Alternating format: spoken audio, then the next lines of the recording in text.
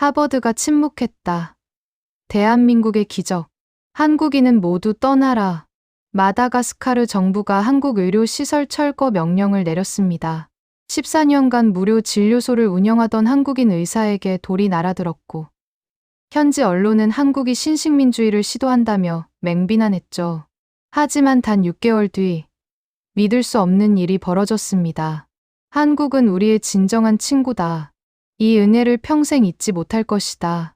바로 그들이 한국을 추방하려 했던 그 정부 관리들이 눈물을 흘리며 사과했습니다. 그리고 2,700만 마다가스카르 국민들이 한국 의료진을 영웅이라 부르기 시작했죠. 도대체 그 6개월 사이에 무슨 일이 있었던 걸까요? 미국 출신의 감염병 전문의 사라 밀러 박사가 직접 목격한 그 놀라운 진실. 지금부터 그 이야기를 들려드리겠습니다. 2020년 봄, 워싱턴 D. 국립보건원의 제 사무실은 언제나 완벽했습니다. 커피 머그컵은 키보드에서 정확히 3인치 떨어져 있었고, 연구 파일은 알파벳 순으로 정리되어 있었죠. 저는 세계 최고 수준의 감염병 전문가라 자부했습니다.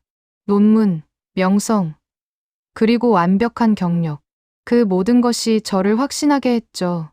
의학의 정답은 내가 알고 있다고요. 하지만 그 믿음은 마다가스카르의 붉은 먼지가 제 하얀 구두를 덮는 순간 완전히 깨졌습니다. 그날 국경 없는 이 사회로부터 전화 한 통이 왔습니다. 마다가스카르 미션의 감염병 전문의가 급히 필요하다는 요청이었죠. 솔직히 저는 그 나라가 어디 있는지도 몰랐습니다. 마다가스카르라면 동물들이 노래하는 그 만화 영화 속 나라? 그 정도로 막연했어요. 짐을 싸며 생각했죠. 아마 낡은 장비, 구식 진료법, 비효율적인 현지 의사들이겠지. 내가 가서 현대의학을 가르쳐줘야겠다. 저는 자신만만했습니다. 하지만 완전히 틀렸습니다. 26시간의 비행 끝에 도착한 수도 안타나나리보. 공항을 나서는 순간 뜨겁고 붉은 먼지가 제 얼굴을 덮었습니다. 도로는 포장되지 않았고 아이들은 흙바닥에서 놀고 있었습니다. 그때 저는 깨달았습니다. 이곳은 내가 아는 세상이 아니구나. 그리고 낡은 건물 앞에서 그를 만났습니다. 윤 마이클 박사. 그는 소박한 옷차림으로 피곤하지만 따뜻한 눈빛으로 환자들을 맞이하고 있었습니다. 그 옆엔 밝은 미소를 짓는 젊은 간호사 라일라가 있었죠. 안녕하세요. 마다가스카르에 오신 걸 환영해요. 라일라가 완벽한 한국어로 인사했습니다. 저는 놀라서 물었어요. 한국어 어떻게요? 그녀가 웃으며 대답했죠. 한국 드라마로 배웠어요. 그리고 윤 박사님이 의학 용어를 가르쳐 주셨어요. 그 순간 저는 속으로 비웃었어요. 드라마로 의학을 배운다고? 하지만 저는 곧 제 오만함이 얼마나 부끄러운지 알게 됩니다. 윤 박사님의 진료소는 낡고 좁았습니다. 벽은 금이 같고 천장엔 물 자국이 남아 있었죠. 하지만 그곳은 기적처럼 살아 있었습니다. 수십 명의 환자들이 조용히 줄을 서 있었고 모두 차분했습니다. 그는 하루에 60명 넘는 환자를 무료로 돌봤습니다. 돈을 받지 않았습니다. 대신 일술로 섬기고 사랑을 나누다라는 글귀가 진료소 벽에 걸려 있었죠. 그가 말했습니다. 의학은 부자들의 특권이 아닙니다. 모든 사람의 기본 권리입니다. 그날 이후 저는 매일 충격을 받았습니다. 장비도 기술도 부족했지만 환자들은 놀랍도록 빠르게 회복했습니다. 그 비밀은 단 하나, 진심이었습니다. 3주가 지나던 날, 마다가스카르에 정체불명의 전염병이 퍼지기 시작했습니다. 그리고 프랑스의 거대 제약사 파마시아 글로벌의 CEO, 장 라벨이 등장했죠. 그는 이렇게 말했습니다. 우리는 이 나라를 돕고 싶습니다. 하지만 여러분의 전통 치료, 식물 센텔라 아시아티카의 독점권을 우리에게 주십시오. 그 식물은 수백 년 동안 현지인들이 상처와 질병을 치료하는 데 사용해온 신비의 약초였습니다. 그들은 그 지식을 빼앗으려 했습니다. 윤 박사님은 단호히 거부했습니다. 그건 이 나라의 것이지 당신들의 것이 아닙니다. 며칠 뒤 정부는 돌연 윤 박사님의 진료소 폐쇄 명령을 내렸습니다. 비공식 시설, 불법 의료 활동이라는 이유였죠. 그건 명백한 음모였습니다. 그날 밤, 저는 결심했습니다. 워싱턴으로 돌아가 안락한 생활을 이어갈 수도 있었지만, 그럴 수 없었습니다. 이건 단순한 의료 문제가 아니라 정의의 문제였으니까요. 윤 박사님과 저는 부패한 권력과 맞서 싸우기로 했습니다. 그리고 곧 믿기 힘든 일들이 벌어졌습니다.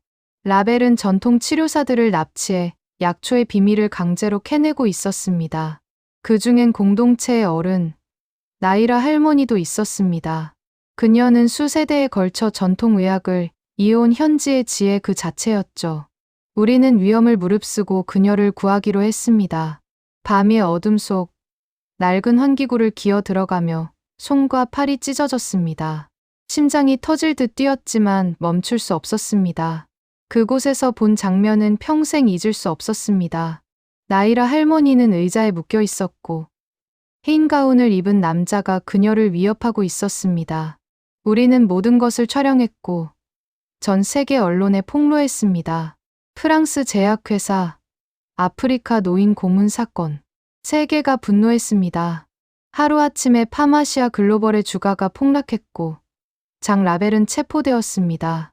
그리고 그때 또 다른 기적이 도착했습니다. 하늘색 태극기를 단 수송 트럭들이 진료소 앞에 멈춰 섰습니다. 한국 의료팀 15명이 최신 장비와 약품을 들고 나타난 겁니다. 한국 정부의 지원으로 왔습니다. 윤 박사님을 도우러 왔습니다. 그들은 진료소를 인수하지 않았습니다. 함께 일했습니다. 현지 간호사들과 전통 치료사들에게서 배우며 자신들의 기술을 나누었습니다. 최고의 의료는 과학과 전통의 협력에서 나옵니다. 김 박사님이 말했습니다. 그는 오만하지 않았습니다. 배우려 했고 존중했습니다. 그 결과 역사에 남을 치료법이 탄생했습니다. 센텔라 아시아티카의 전통 제조법과 현대 정제 기술을 결합한 부작용 없는 치료제. 마다가스카르의 질병을 멈춘 기적의 약이었죠. 그리고 마다가스카르 정부는 공식 성명을 발표했습니다. 한국은 우리의 진정한 친구다. 그들의 헌신을 영원히 잊지 않겠다. 그날 밤, 저는 윤 박사님과 진료소 옥상에 올랐습니다. 붉은 먼지가 반짝이는 도시 불빛 위로 퍼지고 있었습니다. 그가 물었습니다. 워싱턴으로 돌아가고 싶지 않습니까? 저는 미소 지으며 대답했습니다. 아니요. 여기가 제 집입니다. 이제 저는 압니다. 진정한 의술은 기술이 아니라 사람을 향한 마음이라는 것을. 그리고 그 마음을 세상에 보여준 나라. 그것이 바로 대한민국이었습니다. 오늘도 끝까지 함께 해주셔서 감사합니다. 좋아요와 구독은 다음 이야기를 만드는 큰 힘이 됩니다.